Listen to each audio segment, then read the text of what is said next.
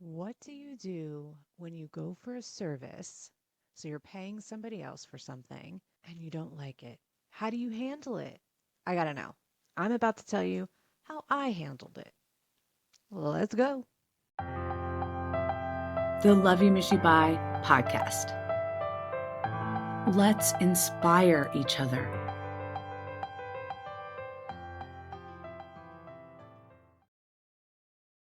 If you're watching on YouTube, you can see that my hair is now 3 different colors. Yeah. And that is because I went and got my hair done yesterday. So let me rewind. I have been going to the same hairstylist for about 4 years. I have probably had the same hair color for about at least seven, at least seven. She was able to kind of get inside my brain, pull out what I wanted, and nail it. And I've been going to her ever since. You know, we have a good relationship. I just like her as a human, and she does a great job on my hair. I have been contemplating getting darker hair, just trying to go darker. And it's because people are putting this idea in my head that I need to go back to my natural color. I kind of brought it up to her 3 months ago. I was like, yeah, I think I might want to go brown again.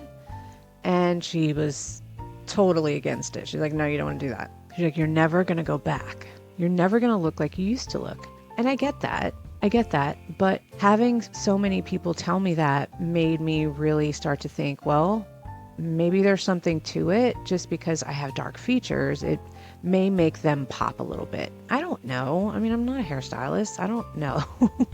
I just know what I like. And so I went in yesterday and told her that I wanted to add some dark to my hair so that I could kind of darken the bright red. You know, I wanted to do that. I said I wanted to cut my money pieces or the hair around the frame of my face in half. And she's like, okay, still very, very much against it. And said, what I'm going to do is I'm going to put some darker low lights in your hair. Then you'd be able to kind of sit with it for a little while till you go full brown. Just like I suggest getting a wig, try all these things out and see how you feel. Because once we go dark, it's going to be very difficult to get back to your pretty red. I said, okay, got it. Well, I am not a complainer.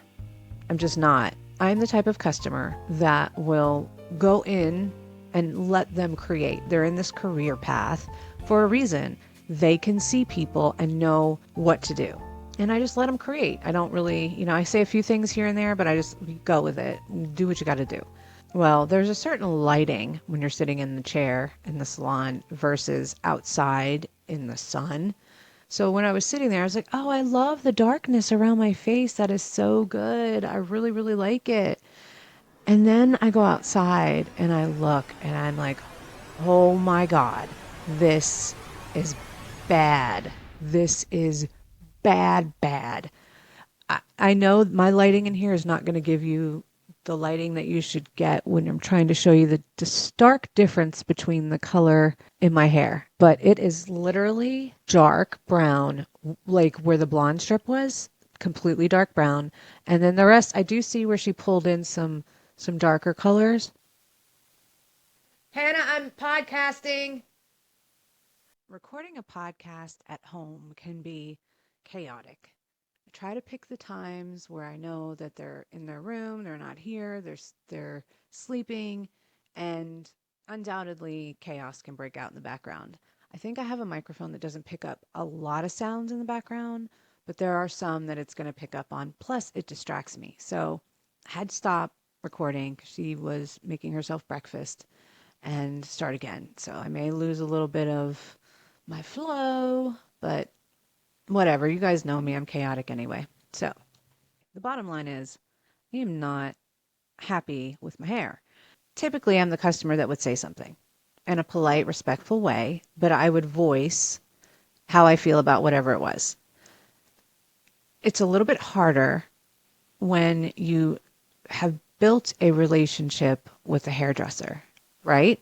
I'm sure some of you have a hairstylist that you've been going to or that you just started using and you've developed a relationship and It's almost like sitting in a therapy chair. Well, for me, it's the opposite because I'm a therapist. And they're the one that are telling me their issues or their problems. That's just my role in the world. As I'm sitting here on a podcast telling you my entire life, I'm just not as open in the chair. I'm just not, you know.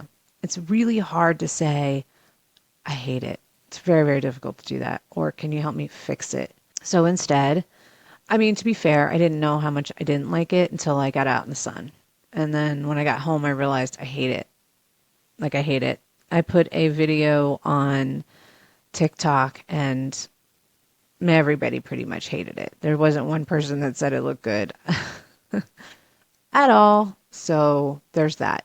I know that some of you are just listening to this podcast, so you're not seeing the visual. So I'm going to try to put a visual as the thumbnail of the podcast so you can at least see what is happening with this hair. There are some people that go home and then jump on Yelp and they leave a terrible, terrible review, or Reddit, and they scream about their stories, which honestly, I like the Reddit better as long as you don't use like actual names and stuff, because you're giving people a chance to say, oh my God, I had the same experience. It's kind of you guys talking to each other, where Yelp is an actual business review. And would I go onto Yelp and complain about the salon or the stylist? Absolutely not. I would not. It would take a lot for me to go on Yelp and hurt somebody's business. It just would. And maybe that comes from the fact that my son, my oldest son, Austin, is a business owner. He's a locksmith and he was just starting out. And you have to pay for certain things on Yelp, you know, to get your site there, to have the reviews, to have people find you so that they can call you for service. It's a marketing area. Whenever somebody would leave a bad review, it would sometimes be detrimental to him. There was one customer that kept going and leaving a bad review, even though he was wrong. And Austin underneath was trying to say, let's work through this. Like, it was constant, like, you suck, da da da da da. Like, it was weird. It was very, very strange. And so Austin called Yelp. They were able to take the review down a few times. I think the first 3, but it was like tormenting him because he depends on those Yelp reviews and he tries so hard, and he'll go and say, please leave a review for me. It helps my business. So I have a problem with people that just go out there to hurt people and leave these bad reviews, because I understand what it's like to be a small business. So I would just say, if you're that type of person, sure, if you had a bad experience, you have every right to put it out there. And then as the owner of the business, they should come back and try to make you happy if it was truly a situation that could have been fixed. That's how I view it. But if you're just leaving reviews to be a cruel person, like, seriously, you need to be reviewed. I'm very protective of the small business. I'm essentially one.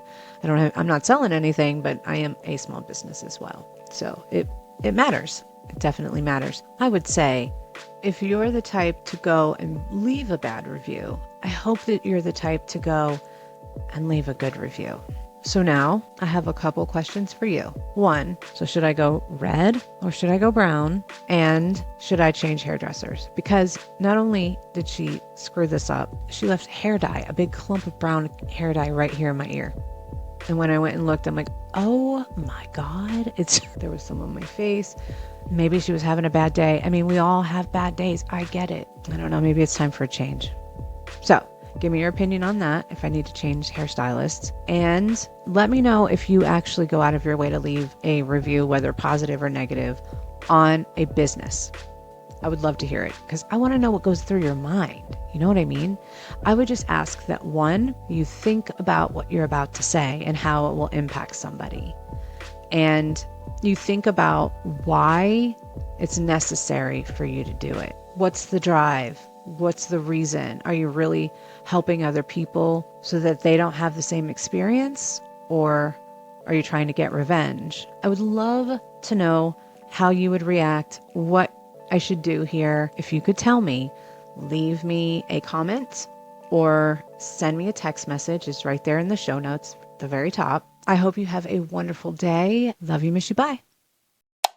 LUMUB Podcast. Love You Miss You Bye has been brought to you by Christy Chanelle, LLC. But if you're looking for more information or want to follow us on social media, go check out ChristyChanelle.com. All the podcasts are streamed there and the YouTube episodes are there. So why not? You can also listen where all podcasts are streamed. This includes Apple Podcasts and Spotify. And lastly, thank you to you, the one that's listening or watching. I appreciate you so much. Love you, miss you, bye.